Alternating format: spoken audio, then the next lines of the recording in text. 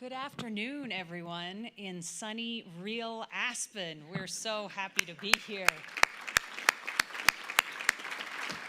Now, it is much nicer to do this in real life than on Zoom, which is what we have been doing for the last 2 years, just to give you the content that's so critical here. Let me just give we're feeling very grateful to be actually here in Aspen for the first time since 2019. So let me just give you a few thank yous. First of all, to our speakers and moderators, all of our Aspen Strategy Group members who've traveled far to be here with us, our media partner, NBC, who is always trustworthy and here in spite of canceled planes. Our sponsors, we couldn't do it without you. Google, the MasterCard Center for Inclusive Growth, McKinsey, Microsoft, MITRE, Red Cell, the Rockefeller Foundation, American Airlines, Intel, and Peraton. We are grateful. We really couldn't put this on without you. Thank you. And I want to give a special welcome to our rising leaders. In the midst of COVID, we experimented with a new program called the Rising Leaders Program, where we get together some of the brightest young minds from all over the country, all different political persuasions, and give them a year of leadership training. And they're here with us today.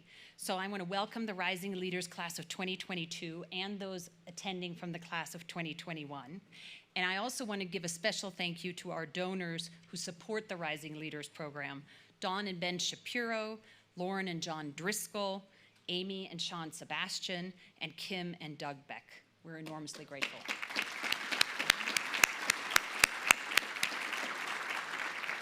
Now, we really couldn't host this event here for you all without our Aspen Institute colleagues in DC, Dan Porterfield, Elliot Gerson, Danielle Bausen, and without help from the many people and teams, too many to mention, but our colleagues in the policy programs, in legal, in comms, the executive teams, all of the other Aspen programs that we collaborate with. We're really grateful for all of your contributions. And to our Aspen colleagues here in Aspen, you've likely seen them around: John Purvis, Dulcie Kenner, Morgan Walsh, Richard Stetner, Matt Windholtz, Rachel Butler, Jordan Kern, all the team at the Aspen Meadows Resort. And last but absolutely not least, our team for the Aspen Security Forum. We are tiny and mighty, and it is not an exaggeration to say they moved mountains to make this event happen. So if you could all please stand up. There's Neve King,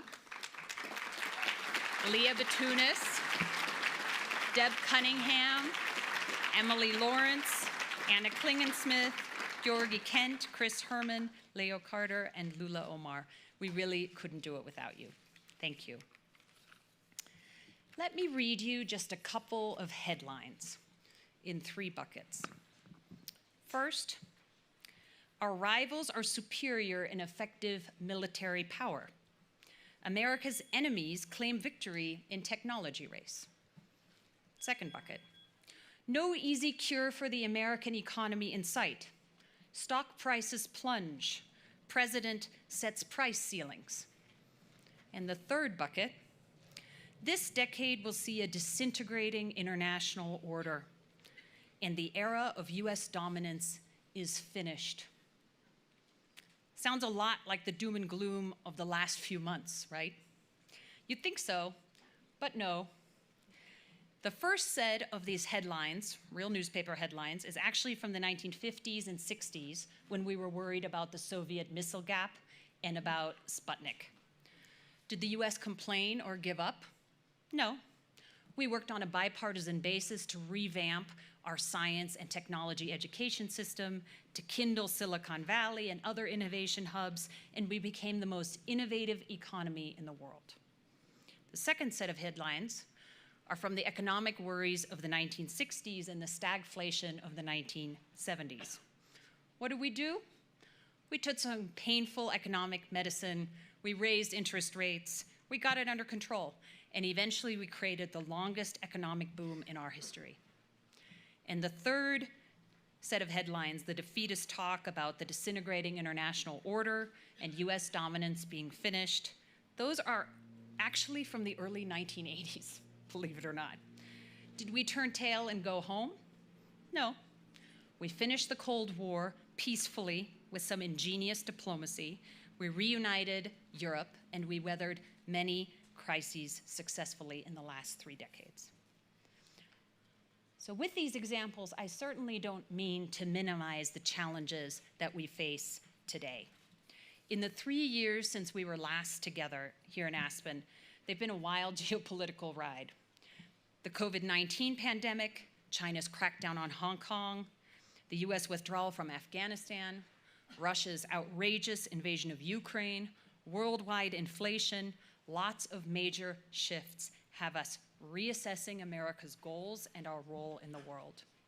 The United States now faces 2 powerful, determined adversaries in Russia and China.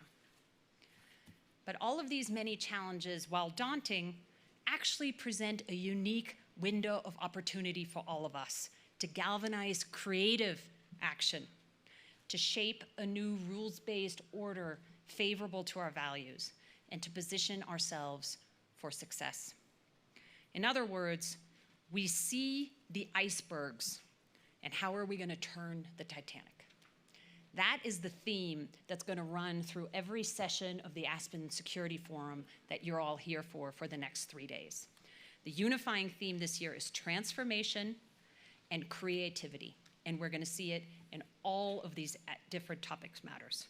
Now, you must all believe in this mission too, because we've been happily overwhelmed by the positive response, first from our speakers, who hail from an incredible 13 countries other than the United States, who represent at the highest level and on a bipartisan basis the Department of Defense and all the armed forces, Homeland Security, state, the CIA, Justice, Commerce, the National Security Council, and the US Congress, numerous iconic nonprofits and business leaders, and our nation's most reputable and thoughtful journalists from across the political spectrum.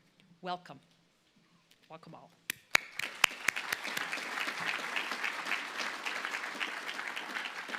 We look forward to hearing from this unparalleled lineup of speakers, both what they're already doing to transform their institutions and the world order, and what more can be done. But importantly, this is a mission for all of us, not just those on stage, to think creatively, to write about our ideas, and to raise them here in this respectful, nonpartisan forum. Here, we're not going to shout about what the other guy is doing wrong. We'll discuss and we'll disagree respectfully, all with a goal to reaching the best possible outcome. I'd like to close with a thought from Secretary Albright, who was deeply involved in the Aspen Strategy Group and often and gladly appeared on this stage. In her speech marking the 50th anniversary of the Marshall Plan, she said, "There is not a page of American history of which we are proud that was authored by a chronic complainer or a prophet of despair." Doesn't that sound like Madeline? Yeah. We are doers. We have a responsibility not to be prisoners of history, but to shape history. No one could say it better than Secretary Albright, so let's get to it. Thank you.